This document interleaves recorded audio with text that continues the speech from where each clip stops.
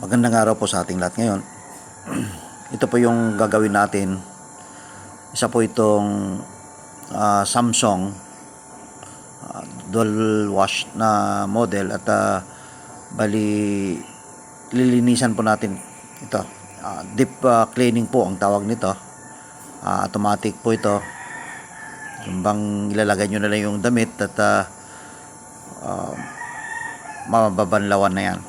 So ito po yung kanya, yung intake niya rin ay hindi na gumagana. Ito, gawa po ata yan ng solenoid. So lilinisan din natin 'yon. Titingnan natin kung okay pa siya, kung open o hindi yung kanya. Ito yung Solenoid. ginawa natin. Ito po at sinimulan na natin at tinanggal natin yung kaya inalis na po natin. board niya. Ang ginawa lang po natin dito ay inalis natin ito para hindi mababasa. Ito po yung mga connection niya, dalawa na lang naman po. Then, At saka itong galing sa board, hindi ko na po ito tinanggal. At pinutol ko na lang yung wire kasi dalawang wire naman lang din po yan para hindi na nagagalawin yung board. Kasi wala naman pong sira yung board nito eh. Kaya ganito na lang ang ginawa ko. So may guide naman din po yan. So ito lang po para mahiwalay na ito. So ihiwalay natin to.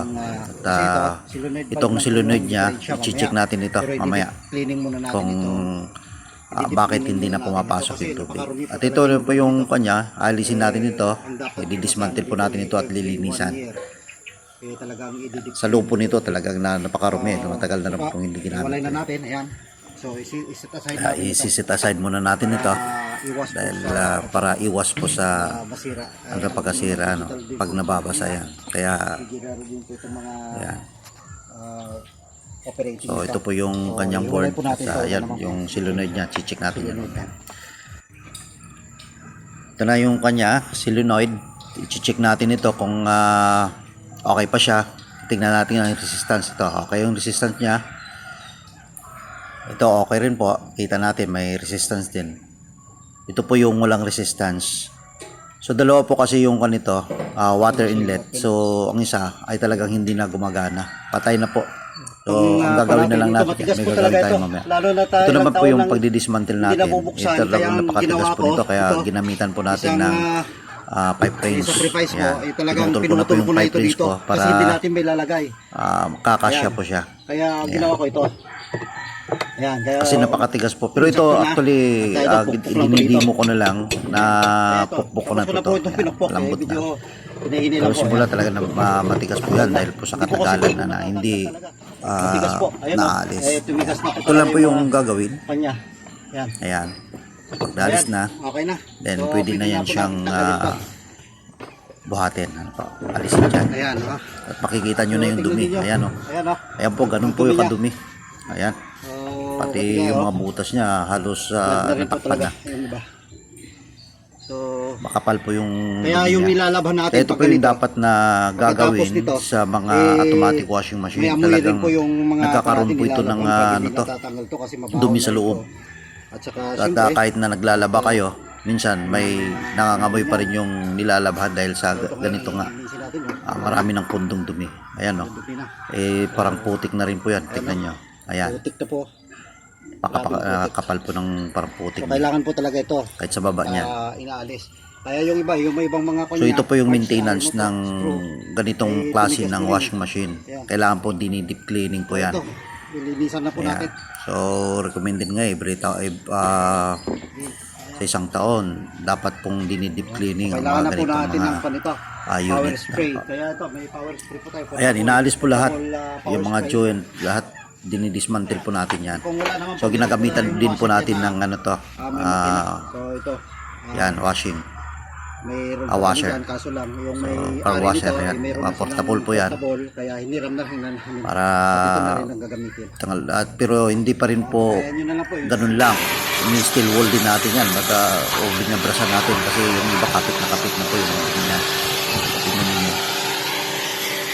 Pagkatapos nyan, ibabrush po natin pagkatapos nitong ganito. So ingatan nyo lang po na mabasa yung makina nito. So nakabelt po yan, nakabelt in po yung makina nito dito sa paglalagyan ng yung kanyang washer. Ayan. Ayan, okay Malinis na po, binilit na natin. Kinabit na natin to. Ito, lininis din na rin. Ayan, oh. Kasi Simbol na ito yung... Ayan, ito, oh. kung kita nyo kanina, iba na po yung pagkalinis. Ngayon, malinis na po. Ayan, oh. Kaya, iba na po nung hindi pa nalinis.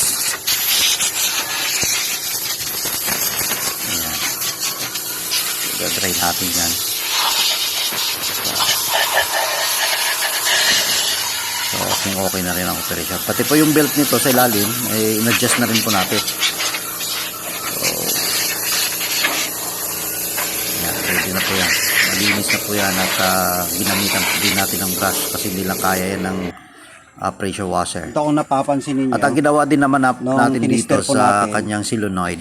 Ito, dito po yung open. Dito yung kanina Ayan, yung open po siya. hindi Kaya yung nagpa-function, tubig bali open ay na. hindi Kaya ang ginawa makakapasok natin ay pinagpalit na lang po dahil, po natin. ito, sira po ito. Kasi itong Ngayon, ang ginawa ko po, dalawa dapat dahil dito buhay hindi na buhay naman ito. po Ito masyadong yung po yung ginagamit isa ito kasi sa sa kabila ito.